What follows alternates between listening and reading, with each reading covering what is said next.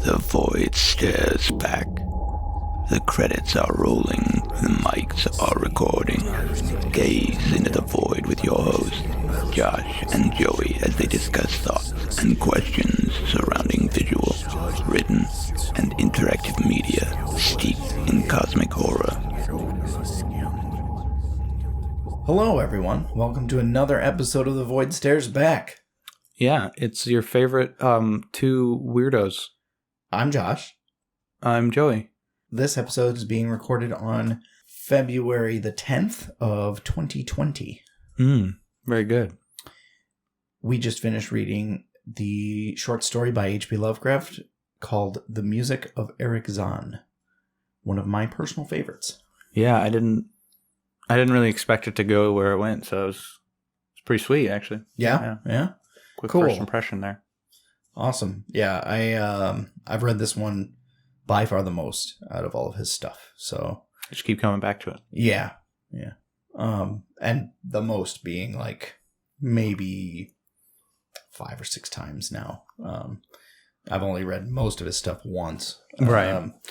But this was this is one that I always was drawn back to. I think because it was the first one actually that I ever read. Oh, really? Yeah. This seems like a good one. Yeah. Get you into it. Mm-hmm. Cool. Where do you want to start? So the story takes place in Paris. The little blurb says at the beginning of the... Yeah, theoretically in some like bigger town in France. I think that was something that may or may not have been said by Lovecraft, but just never actually explicitly written anywhere.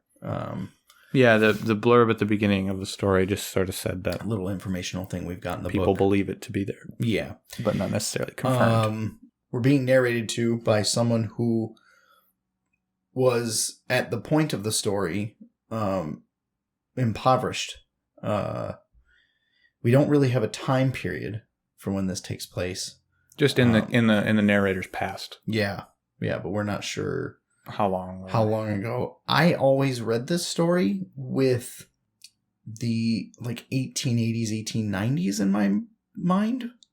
I just got the sense of like Victorian / Edwardian era. You're certainly saying a lot of words. I don't really have an image of any of that in my head necessarily. Okay. Victorian is, I suppose I have an image of that, but I was going to say not implicitly Victorian France.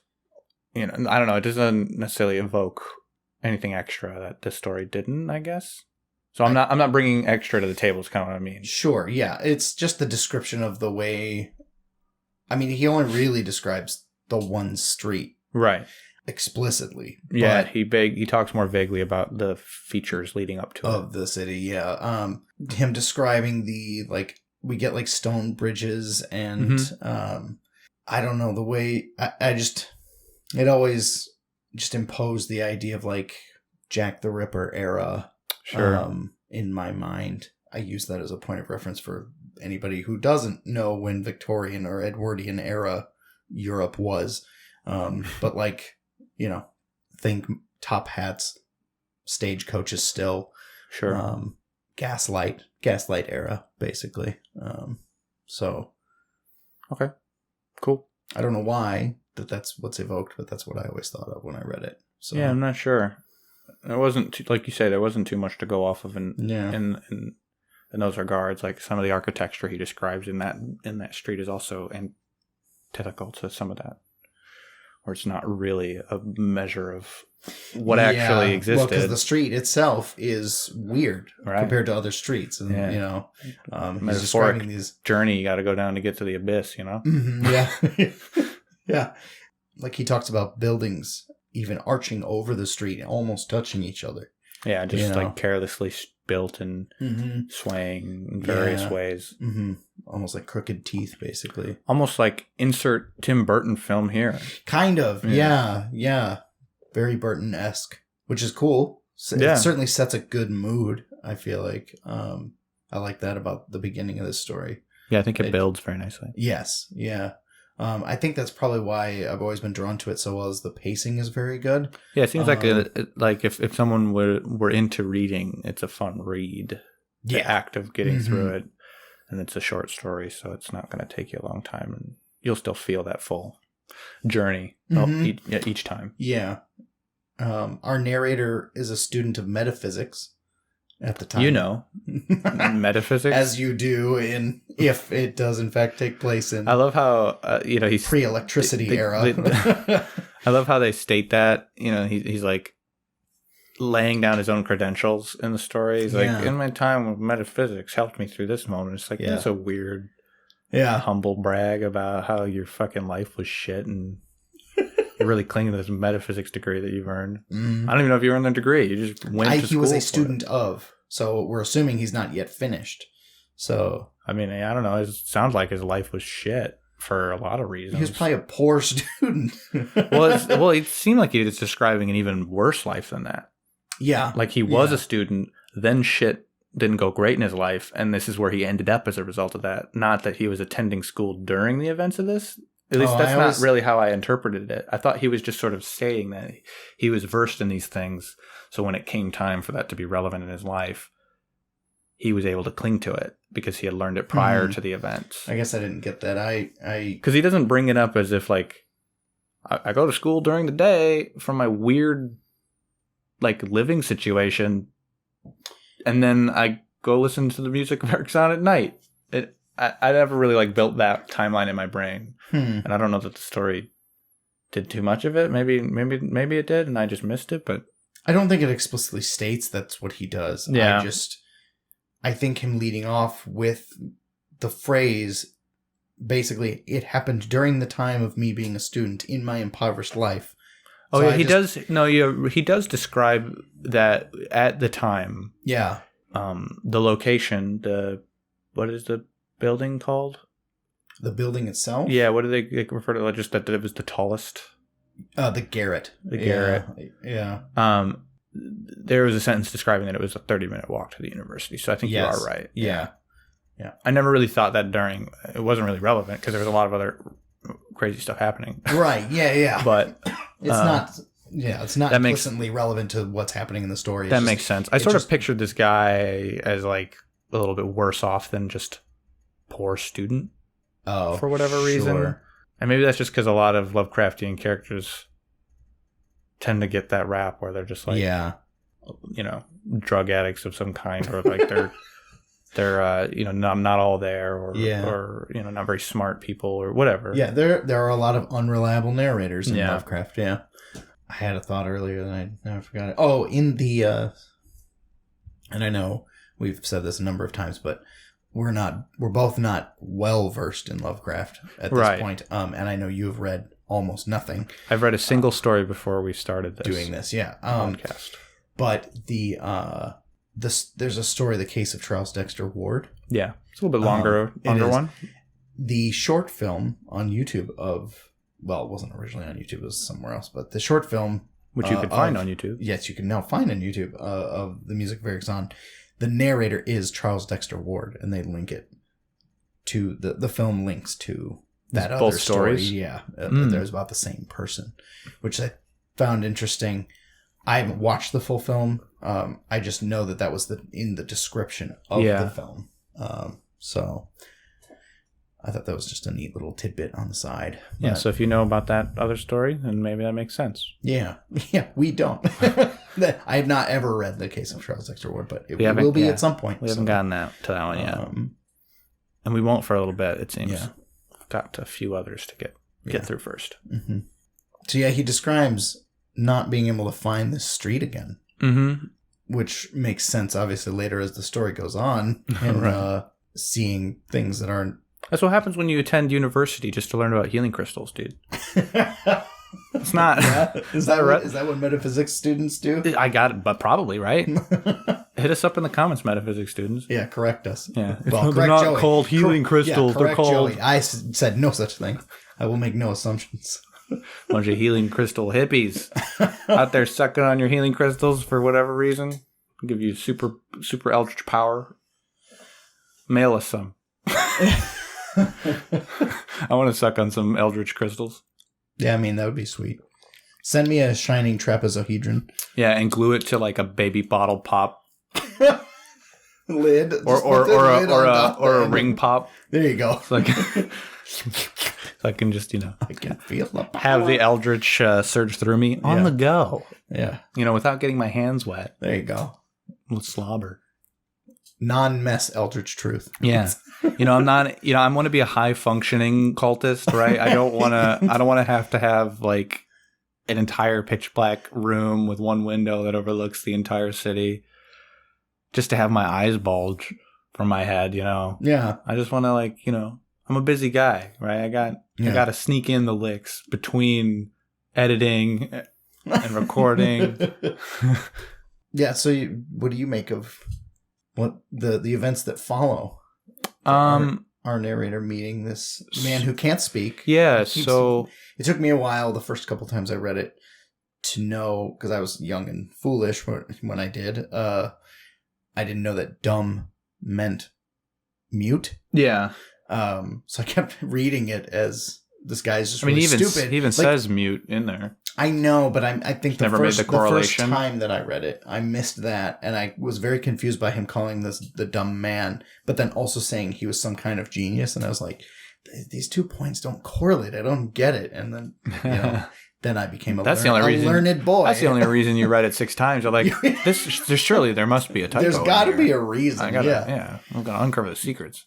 Yeah, maybe I'm reading into it, but probably not. But there's consistent themes in all these stories, even in adaptations of, we talk about what makes love.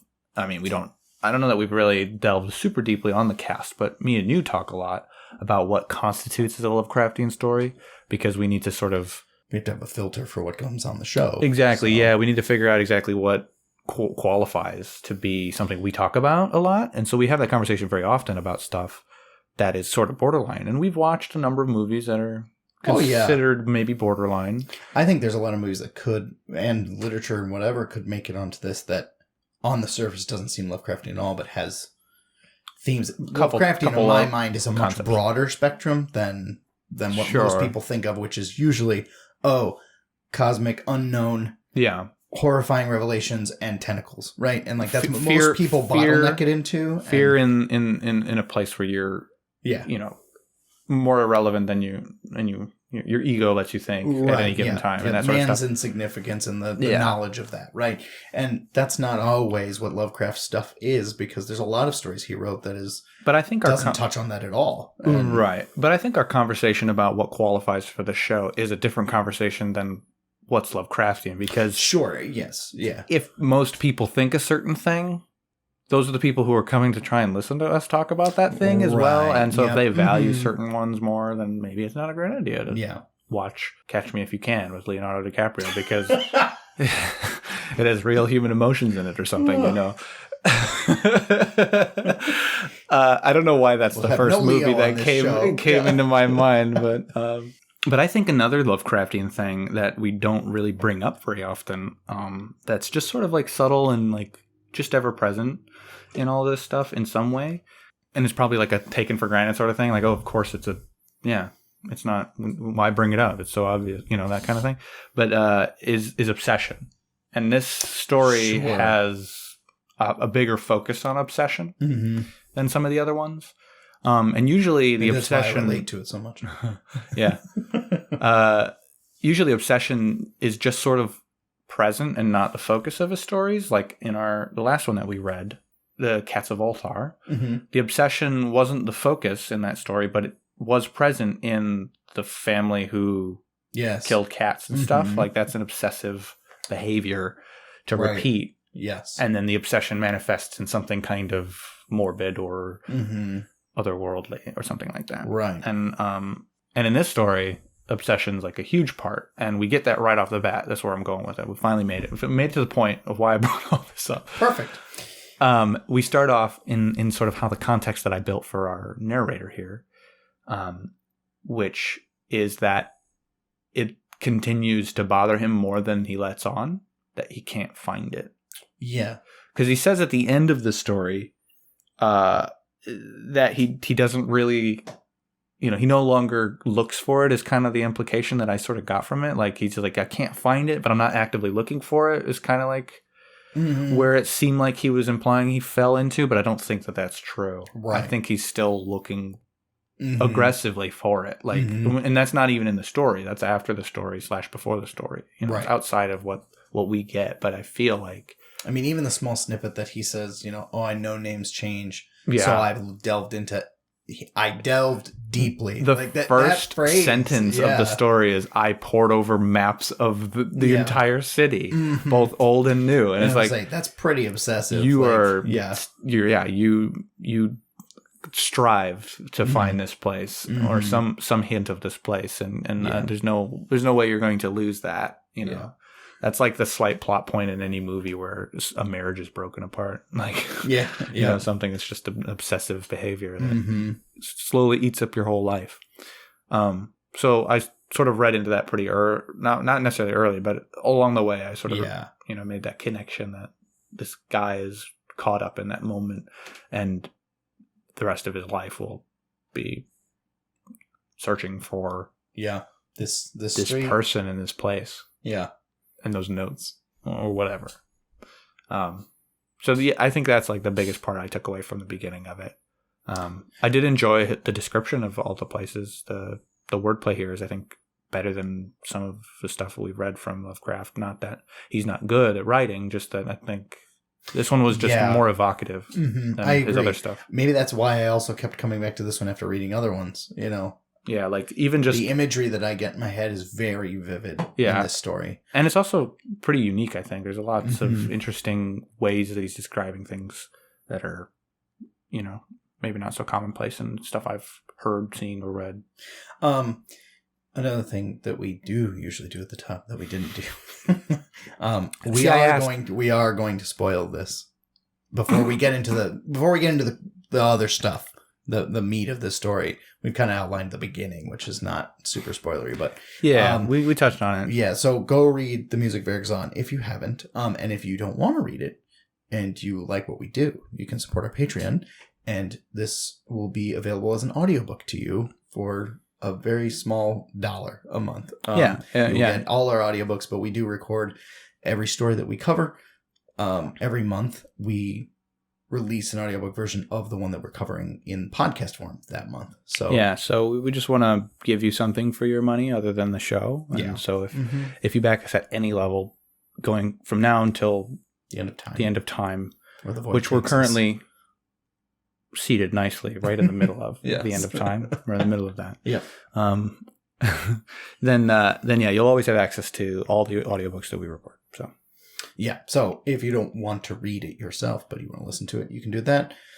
Or you can certainly find it online. And maybe you're already doing that, in which case, how'd you enjoy the audiobook? Yeah. You just heard it. Yeah, let us know. Was it weird? Anyways, back to the what we were saying. Obsession. Yeah, just that. Yeah, it's something we haven't brought up before, I think, and it's present in almost everything we've watched. And I don't know that I can really think of anything off the top of my head that we have watched or read that does not contain that. Yeah, in some form, absolutely, I agree. If not an overarching theme, definitely one that's underlying throughout. So yeah, it's been pretty prominent in a lot of them. Yeah, it's an interesting take. It's something I never really thought of. That's why I said at the top where I was like, I think it's like an underlying thing that's just sort of expected. And so you just you go and you're like, okay, this feels natural that this guy is like scratching his freaking hair out and, staring over this page. It's like, yeah, that's a Lovecraft story. Of course it's got mad people. It's like, yeah, but what kind of madness? Exactly. Yeah. Obsessive madness. That's the key. But yeah, so mankind wants to know things. Unfortunately, we're not meant to know them always. So see, like that's so as a fan of what we do here, me. Oh, you like what we do? Are you backing us on the Patreon? I'm not. I'm a fraud. I think it's weird if people back their own things. Poor. Just giving money back to ourselves at that point. Yeah, it's like a bank account. I'm just storing it for later. For a very short time. I'm budgeting it. It's like $1 a month. It's like I need to make sure we fund this project for my own pile of cash that I for some reason have. I don't have that. But yeah, as a fan of the content that we absorb for the most part, I don't know where I was going with that. We talked about cash and Patreon, and now I lost myself. What would we say right before that? I lost it too. We're terrible at this. The problem is I can't use that statement as I'm a fan of things to start me off anywhere because it's so vague. I was like building to something. It's not. No, I hadn't gotten into the point yet. We were talking about obsession underlying. Nope. Fudge. Well, maybe it'll come back to me. I distracted you. I'm sorry. It's fine. It's okay. I set you up. I volleyed a nice, easy shot over the net, and you just spiked it. And then I was like, shit, dude. I wasn't ready for that spike. Yeah, 15 love, Josh. There's a tennis reference for you. I take it to the... Not you. I'm never talking to you, Josh. Talking to the void, of course. We should do a podcast where we're not in the same room and we're meant to talk to each other about the same thing. Oh, that'd be funny. I mean, nightmare to edit. If we do that, I'm sitting in the dark.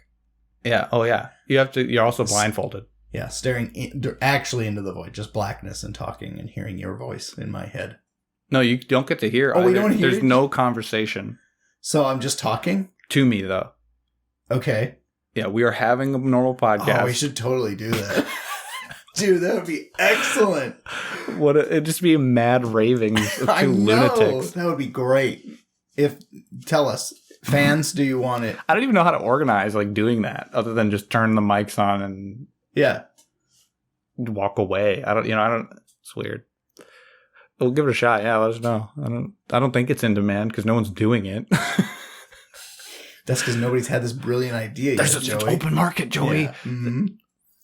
We're ready to fill the gap. Economics and other things. That should have been the idea for the podcast altogether. It's just us every week. No, what should have happened is we should have known that and then at some point release to the public that we don't actually record this together in the same room. Yeah. Oh, they're having a cohesive conversation? Wow, incredible. That'd be pretty great. Luckily. Did it come back to you yet? No, that's not what that was for. I've completely abandoned all hope. Yeah. Just generally. About receiving that memory and about just everything. Great. Well, how would you... Let's move on to the middle of the story. We talked about the beginning. Okay. You don't sound like you want to. I'm really trying to bring it back because I'm sure whatever point you had was poignant. It was I don't know. It was probably about just the content. You were talking about people scratching their hair, and of course that's a Lovecraft character and madness. Yeah, it's been too long. It has. All right. So he meets this musician. Our narrator meets a musician named Erich Zann because he hears his playing overnight, the first night in his new abode. When I was first listening and reading along with the story, I actually thought that it was that there was some kind of lobby situation where live music would be played. Was the first image I started to build, and then I realized he was just overhearing it. Yeah. Because he kept saying running into him in the stairs, so I was like, is it after a show? Right. That this guy is performing? He said that he played at a local theater production as well. Okay, so that's when he first heard it, right? No, the very first instance was that he heard it at night, and he didn't know where it was coming from because it was something he'd never heard before, but he knew that this guy was a genius because it was definitely composing something that hadn't been written by anyone else. Yeah. And then he inquired Bladeau, the owner of the building, about the music, and he said, "Oh, it's Erich Zann." Was he the owner or the concierge? I thought same thing, maybe. Man, maybe I don't know. Does both jobs? I was gonna say in an impoverished area, probably. I'd imagine. Because he referred to them as a concierge at some point. He did, yeah. And Bladeau told him, "Oh no, it's Erich Zann, and he prefers to play at night, but he also plays at this theater production in the local area." Yeah, so, guy must be rich. Erich Zann? Yeah, probably for that time. Yeah, I mean, well, maybe I don't know how much. Well, I mean, he bought out everybody from a certain floor of the place. Oh, that's true. He offers him later. He's like, I'll defray the. He didn't offer him. He forced it. Yeah, he was like, you go down, You talk to him and you move to another one and I will pay the difference in rent. Yeah. So. And the whole 4th floor is empty. Yeah. As we learned later. Yeah. And it's like, he's surely done that to a number of people, it seems. Probably. Yeah. Or those other people left of their own volition. Yeah, probably because they heard the music and didn't think it was genius. I don't know. I feel like that's not the case, though, because of how the owner talks about him. Yeah, true. I think that everyone just thinks he's a genius. Probably. Just doesn't understand why necessarily, maybe, you know, or whatever. But yeah. So yeah, then he asks him, "Hey, can I listen to your music? I want to watch you play." And he invites him into, reluctantly invites him into his room, his little place. Yeah. And plays him a private show, kind of. Yeah, basically. Yeah, just kind of doesn't look at sheet music, just composes something on the spot or plays something from memory, as the guy says, he assumes that it's from. But again, pretty wild and... Well, no, he starts off playing normal. Right. He starts off playing like... When I say wild, I shouldn't use that term because it becomes wild later. Yeah. I just meant not like anything that our narrator has heard before still. Well, no, I think at some level he talks about how it is, like stuff he's heard at that time. And then he's like, no, I want to hear these notes I've been humming to myself because these are weird. And he starts... he plays him normal music. Because then Zann's like, he kind of looks at him like, he's kind of freaked out about that prospect. Like, you shouldn't know those notes. And then he realizes, you heard my music. You can hear him, yeah. So... Yeah, he plays him like standard music. He's like, here's music. And it's not what I wanted, dude. Yeah. Yeah. I came here for the real shit. Mm-hmm. None of this watered down shit. Yeah, and Zann kind of looks at the window before he's like, no. He looks at the window like a bad lackey looks at where the ambush is hiding. Mm-hmm. Yeah. He's like, like he looks back at mom so that he says the right thing. Mm-hmm. Yeah, it's one of those. A little suspicious. Yeah. And so our friend is like, at that moment, realizes that there's something going on with that window. And it's the only window in his place, I think, right? Yes, and it's the only window that he knows can see over the street that they're on, basically, all the other buildings, so that he can see the rest of the city and the hilltop far away. And, he just wants to see the view, and he's also suspicious as to why Zann's so fearful of the window, or reluctant to let him look through it or whatever. Right. Because he makes a couple notes like throughout the story of how much the window is cared for by Zann in some capacity. Mm-hmm. And he tries to go to the window. And in that same scene. Yeah, and then Zann's like, get out of here. Well, he grabs him. Yeah, like both hands, like forcibly grabs him and like then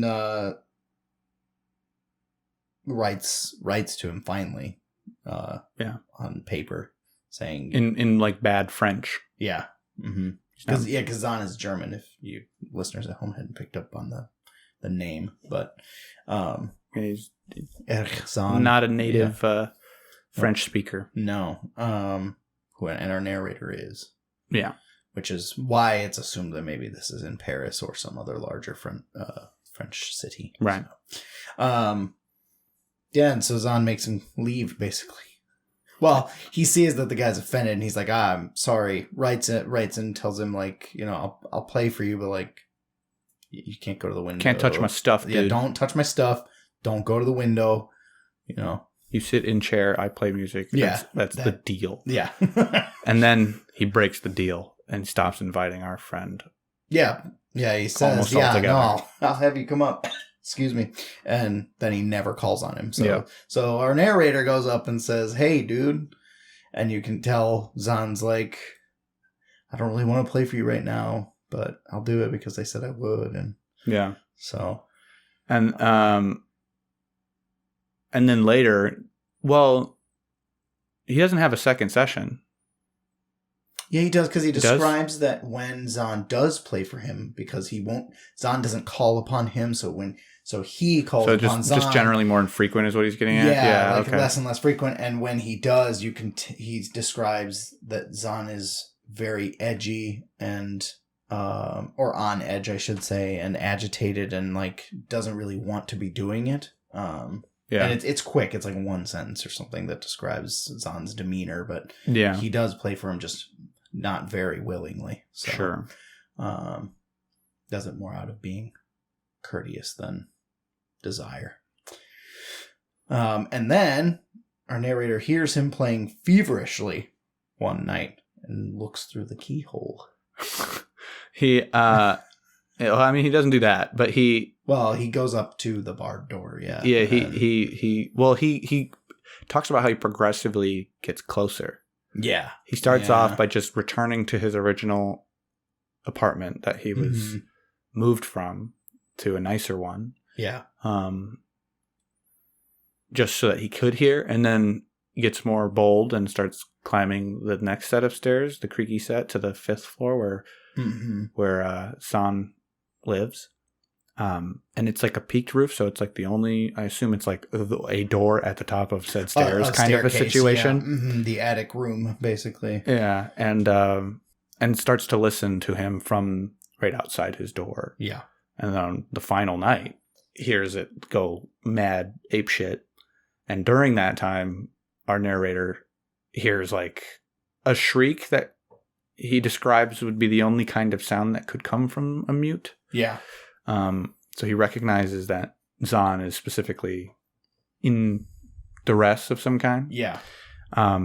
And then proceeds to hear him like fall to the floor. Yeah. After collapse that, in some manner. And he just starts banging on the door, he's like, "Hey, it's me, it's me!" You know, and it's bolted shut and all that stuff. So Zann kind of drags himself across his apartment floor and opens the door. And this is where you hear the other attention to the window. So he finally shakingly gets himself off the ground after what the narrator initially justifies as a fainting spell.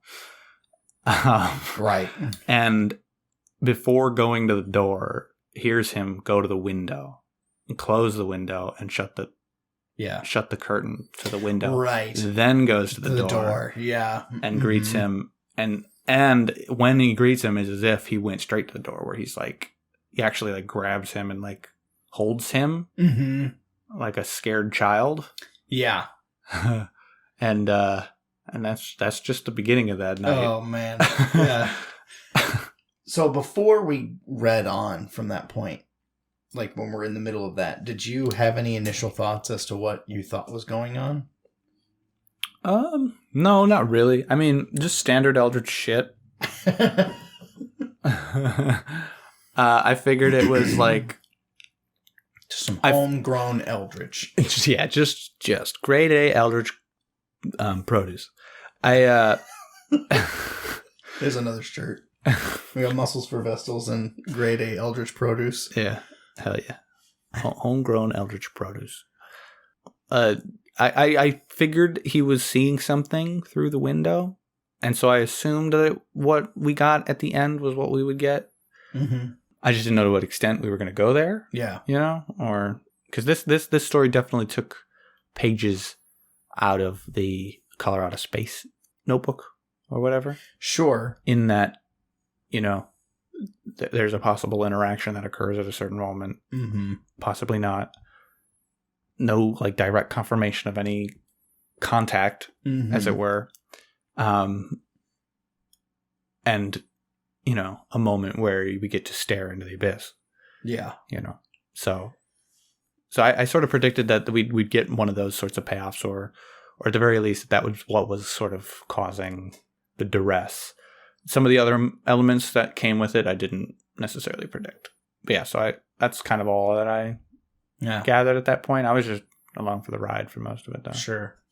It's got really nice pacing at that moment. So it did. Yeah, absolutely. Does. So yeah, our narrator goes in then. Mm-hmm. And sits down with him and picks up the chair. Yep. And then Zann makes body language basically like he hears noise coming from the window. Well, yeah, he still looks at it fearfully, and he motions the narrator just like sit tight. Yeah. And he proceeds to write him something again. Mm-hmm. Oh, yeah. He starts to write. Yeah. Yeah, he goes like straight to his pen. And instead of, and the narrator just notices this, but instead of writing in broken French, he's writing in German. Yeah. And he's writing a lot. Pages and pages and pages to account to our narrator friend what it is that he's been dealing with. Yeah, what he saw was the impression the narrator got was what was going to be in that message. Mm-hmm. And he's frantically writing it really fast, because as it turns out, shit was about to go down. And and then I think during the writing is when that's when the he window notices, something's at the window, physical or. Does he notice it? I thought it just burst open from wind at first, but maybe he does have a moment where he like looks over first. Yeah, no, because it doesn't burst open until after Zann starts playing, and then during playing it bursts open, and the wind takes the sheets, and that's when the narrator runs to take them. Yeah, and that's when he gets his look out the window. Right. What was the emphasis on what he notices? Do you remember? Before the wind. It was as if Zann heard something, but the narrator couldn't tell what it was. He didn't hear anything. But like Zann was like he noticed that like kind of craned his neck and then turned towards the window. And it looked like he could very much hear something. Yeah. That the narrator could not. Right. I remember that now. He rushed over to his chair, grabbed his viol, and starts just going at it. As if to ward back something. He had to counteract what he was hearing. Yeah. Well, he describes the sound. Yeah, later he hears it. He starts to hear it, our narrator. During that moment, before the wind picks up, he hears what he credits as a distant musician, whether from the theater, that's a bit of ways, or a neighbor. Yeah, playing something. It was a distant sound is mostly what he was trying to get across. Apartment, or it's the theater, or but then it grows louder and louder, and Zann starts playing louder and more feverishly, and it just really escalates. Yeah, to be combative, basically. And then our window bursts, and all of Zann's account starts flying out the window. Yeah, attention gets taken away from needing the answers to understanding what's going on, and then in that moment loses both. But yeah, he chases the papers, and they are too quick for him to catch, and they fly out of the window. Yep. But that brings him to the window, so he gets to look. He finally gets to see. He gets to look out the window. And guess what? You're not in the city anymore. Yeah, he looks out expecting to see a lit city. Yeah, the beautiful lights of the city sprawled out before him, and they're even the neighborhood below. Right, yeah, the street that they're on, and none of that is there. And he gets to just hang out in space. He gets to see space. Yeah, the cosmos all around. Cosmos. And the moment that he makes the realization of what he's seeing is also the moment when the interior candles finally go out from all the wind. Yep. And so he's staring out into the abyss, and then suddenly surrounded by darkness. Yes. And can't see anything. Like, it's actually pitch dark. Right. There's no moonlight. There's no light coming in from this abyss. Yeah, so he tries to grasp for Zann's shoulder and shake him. Stumbling around, trying to even find him at first. Yeah, then gets a hold on his head, assumingly like the top or side of his face, and kind of leans into his ear and literally yells in his ear. Well, before he yells, he tries to stop him from nodding. Well, he succeeds, but he stops him from nodding to the weird rhythmic insanity that they call music. Yeah. Probably drum and bass. Yeah. If I had to guess. Yeah, some sweet... The viol's a powerful electronic machine, you know. Gas-powered synthesis. Yeah. Some Victorian area CDJs. Yeah, there you go. Doing some sweet mixdowns. Yeah. No wonder the narrator never heard it before. He's from the future, dude. There you go. He's just some some 2-bit DJ from the future. Got his hands on the time machine. Some dubstep. Yeah. Man, this shit is crazy. Yeah. He's a genius. Way ahead of his time. Yeah. So yeah, but then he yells in his ear. He's like, "We gotta leave. Mm-hmm, we have to go." And Zann does not stop. And then he completely unresponsive. Then he touches his face, and he realizes he's dead. Basically, he realizes he's like equivalent to dead. Yeah, but the music hasn't stopped. He's still playing. He's just like a cold husk of a person who still has like these crazy bulging eyes that got described moments ago. Yeah, glassy and bulging and white almost. And he's like cold and still shivering and playing away. Yep. But just unresponsive. A shell of a man. Not breathing, assumably. And right. Yeah.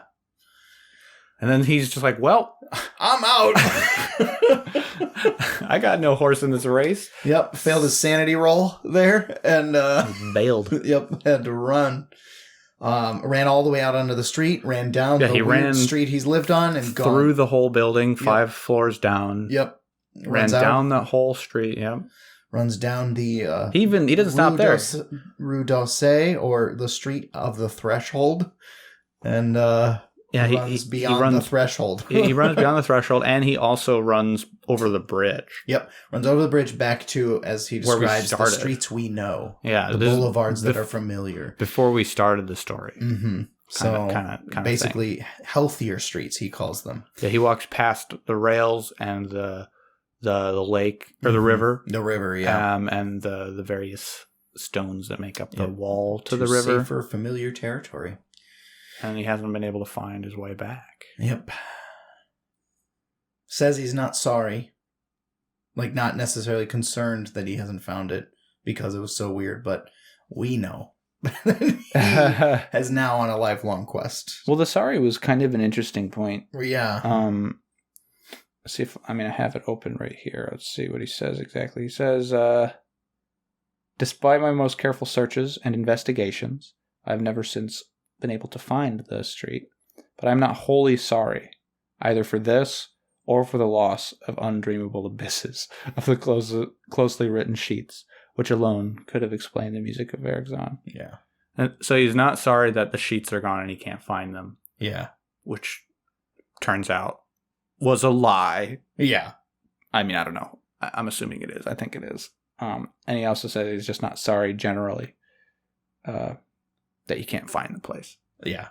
Because he knows deep down what's going to be there when and if he does, I think he's definitely lying to himself that he's not sorry that he can't find it. He's not necessarily lying to us with intention. He's certainly lying to himself. Yeah. Yeah, because he's like, in the sentence prior to this, I talked about all these investigations I did, but I'm not sorry I can't find it. Yeah. It's like, we get that you're afraid, but you're clearly obsessed with it. But yeah. But no, the pacing of the story to the build-up is pretty great. Yeah. Yeah, the story is paced excellently, very, very descriptive. And like you said, kind of in a way that his other stories are not, at least that we've read thus far. And, yeah. And from what I remember of the other ones. Well, the fun thing about this one is that all the descriptions were more fantastical. Mm-hmm. And then in some of his other stuff, all of his other descriptions of stuff is spent time in the real. Right. He's Lovecraft takes quite care with... this is how the logging industry of the Great North works. Right. Or this is how these people interact in this town, and they're like the etymology of this word that only comes from this region. And stuff like that. And depending on who you are, that may or may not be more or less interesting than I don't mind it so much personally. Yeah, I think we get through it. Context quite a bit. But I think that's what makes stories like Moby Dick probably overall bad and not worth reading, because Moby Dick, from all accounts, I've not read it, by the way. There's context for what I'm about to say. Yeah, I also have not. So from all accounts, says that it's half a good book, and that you read half of it, and it's an interesting story, and then the rest of it is about how the fishing industry works or something, and it's like the whaling industry is so interesting. Can I go back to Captain Ahab, please? Yeah. Can I go to this obsessive quest that risks his entire crew for years? So, that happens a lot in stuff, so it's not necessarily it does, unheard especially of, or bad. eras past as well. Sure. It seemed to be a writing trend, I think, of decades past. I don't know. I haven't read a lot of modern day fiction either, so I shouldn't really be saying anything yeah, I'm sure like it's still that. there. But I'm sure it's still there. It's just I mean, like, people aren't. This particular genre of story as well is not as hugely popular as it once was. In terms of like new content coming out, of like big names that like become household names, like not you're not going to find one of Stephen King's craziest books on the coffee table of your average family, right? Like, it's just in terms of, obviously there's people who buy that stuff and there's a market for it. I just don't think it's common nomenclature. Sort of lives in the average viewpoint of a person or whatever. They might even run across it, let alone read it. But I don't know, because I can't read. And I have too many hobbies to read enough that I mean, that's also true of me too. I can't read, and as a result of that, have built my life so that I never have time to do it. Because I filled it with stuff I can do. There you go. Yeah. That's what you should do too. Yes, that's our message for you. That's what we learned when we listened to the music of Erich Zann. Live life doing things that you can do or just want to. No, I mean, I think that's a bad message. So I'm gonna wheel back from that in a serious note and say, don't do stuff because you can.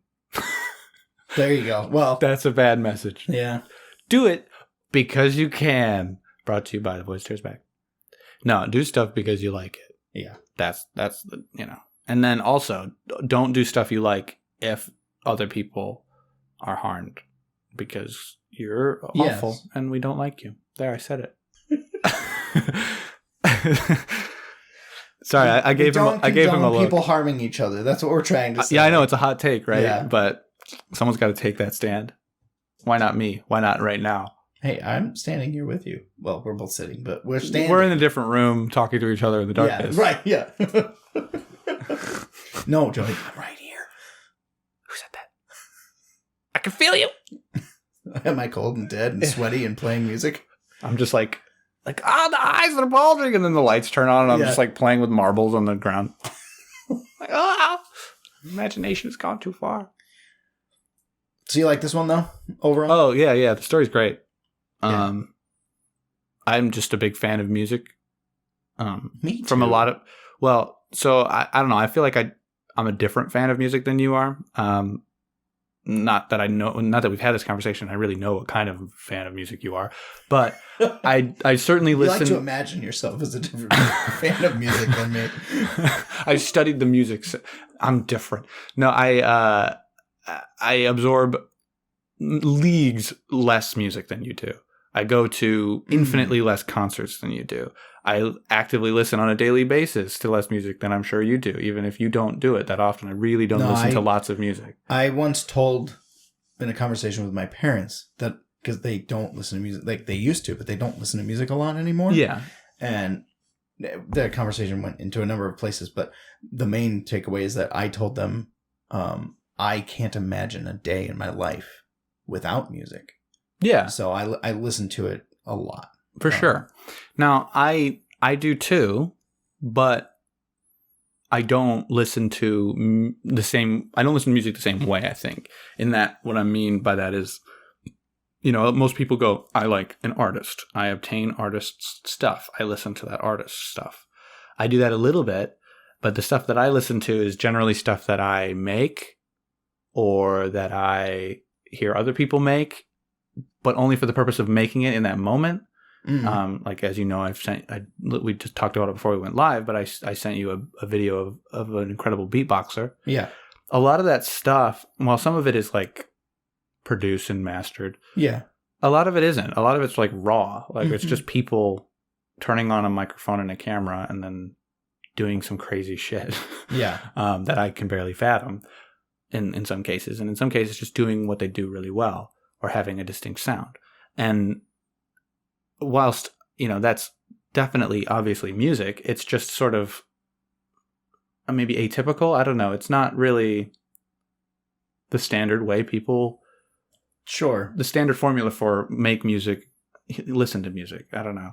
And I don't have a working stereo in my car, so I'm not. I mean, I have a way to listen to music in the car, but it's convoluted, and I don't really. I got to do the tape deck thing. It's a whole thing, but the ways of old. Yeah, basically, yeah. And so I just don't really bother with it very often. And I just sort of beatbox alone in my car, or sing songs that are in my head, or sure, inside. I definitely have a daily relationship with music. Yeah. And that there's not a day that goes by where I'm not making sounds with my face. Not a single day in the past 7 years has that not been something that happened at some point every day. And I think about that fact a lot.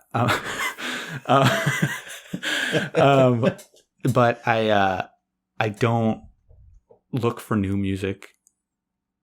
And I haven't for we've talked about 10 that before years. Quite a bit. Yeah, that you don't seek it out. You let others bring it to you if somebody wants you to hear something. Yeah, and if it gels with me, it just gets added to the playlist of ancient music that I have from when I was young, kind of thing. And I was gonna say, I don't really actively look for new music either anymore. Yeah. I did for quite a stint, maybe about 10 years ago. Yeah, I was just absorbing as much as I could get my hands on. Yeah, but definitely in the last 5 or so, I've discovered very few new artists, and most of them are instrumental due to me watching a lot more horror movies and just absorbing a lot of cinema in general. I've really gone down, that soundtrack. That score was excellent. I'll hunt down whoever made that because I want to know. I want to listen to that score a lot, Yeah, and I even take it to another extreme where you hand me an album by an artist and I'm like, oh, this is really incredible. This whole album is great. Mm-hmm. I get into that album and then proceed to never look anything else that band has done ever and just have the album. And I'm like, and people are like, oh, do you like this album? I'm like, oh, dude, I love them. Yeah. That one album, I've heard that. Right. Do they do more? Yeah. And I know they surely must. Yeah. In many cases, but that's interesting. I just don't have that urge to look for more. Sure. I'm very just satisfied with what I have because I like it and I know I like it and I know why I like it. Mm-hmm. I'm down to a really specific level. A lot of people who are really obsessed with certain things know that kind of, I don't know.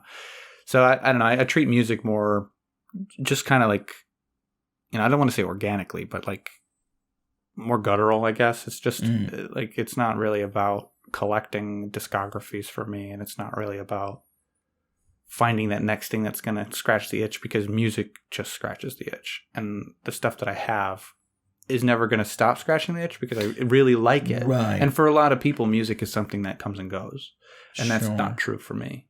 And I know a lot of people it's not true for all their music, but there are some people where it's they're not listening to anything they ever used to today, or something like that. Yeah, or it's vice versa. They don't they started and they heard several albums or a few bands in their youth, and they've never grown out of that. Yeah, yeah, exactly. Nothing ever satisfies them like that did, or nostalgia's too attached to it. I have a couple friends that are that way, that or are whatever. Anything that I show them that is remotely close to what they do like, yeah, but it's not X. Not this. It's not X or Y, and I'm like, okay, fine. I tried. Yeah, I guess. Enjoy your music from 50 years ago. 50 years ago, sure. Well, what are we in 2020? Well, 40 years ago, yeah. You said music from their youth, and so I didn't put I didn't in my head go their youth was 50 years ago. Yeah, that's what I did. That's what I did. I was like, who are you talking to? 60-year-olds? Are you trying to get into it's progressive jazz is over, dude. It's all about electronic music. And I'm like, nah, jazz is where it's at. Yeah. It's all right, Gary. That electric blues stuff. Yeah. Electric blues. That sounds great. Yeah, man. Jack White. That's just blues. Yeah, but it's electric. What do you mean when you say electric? What do you say? An electric guitar. Blues didn't start out with an electric guitar, Joey. A lot of blues has it, though. Yeah, now it's electric blues. I think it's just blues on electric things. You were hoping for synthesizer blues? I'm hoping for digitally mastered blues. That sounds pretty cool. Exactly. All right. That's what I was picturing, though. Okay. So I pictured a universe far in the future when you have prosperity and peace for all men, and also electric blues. There we go. Utopia. I was just gonna say utopian future. Jazz. I'm all about that. A jazz utopia. Heck yeah. So yeah, that's sort of my weird relationship with music. That I feel like I don't find a lot of people who are like that. Yeah. Because music is like a divisive thing, not necessarily in hate or like, but in like obsessiveness, right? Like people who are into music are really into music, and people who aren't are either not into it at all, don't listen to any music, just period, in which the probably psychopaths, I imagine, at least sociopaths, and or just listen to it casually, in which case it's like, yeah, it's music, it's pretty good. Yeah, I have a few favorites, but yeah, whatever, so I don't know how comfortable I am with you calling out people that might listen to us as sociopaths just because they don't like music. I think it's a little bit weird if people actively don't like music. There's something in their brain, like dogs like music, like creatures who maybe can't build tools like music, and so there's got to be something that's like birds use music to communicate. I don't know. It's something that's like more primal. So if you don't like music at all, like no music is good to you, you're probably a psychopath killing people to Beethoven. I don't know. It's weird. Or you're some kind of eldritch monstrosity. In which case, doesn't recognize what music is. In which case, also proceed to not recognize what money is and send it all our way. You elder being, just generate it. I don't care if they're sequential bills. Just send them. But yeah, music's a good thing. It is. I just I don't know why. I mean, obviously we just read something with the word music in the title, but I've never really at length talked about my weird relationship with music before. So I took this as an opportunity to do that. Amen. So if you checked out the beginning of the music conversation at the end of the Erich Zann conversation, you just missed like 20 minutes of conversation. A whole thing about how you're going to get to know us a little bit at it per episode. I feel like context. I know me so much more now. I mean, we never actually had that full conversation before, so. No. But I have it with myself. Well, then how do you know yourself better all of a sudden if you always have this conversation with yourself? Was I there when you were having this conversation with yourself? I don't remember it. I think I'm just constantly having this conversation with myself. So you were there for some of it. It's just some of it's just in your head. Yeah. When I'm just like, Josh? Yeah. And you're like, oh, sorry. Yeah, what? Okay, now I have context for all 137 of those moments that I've cataloged. There you go. You're the sociopath. What are you talking about? No. Not me. No. I would never. I would never sociopath. I would not do that. I wouldn't be caught dead. I would not path socially. I wouldn't be caught dead wearing a sociopath.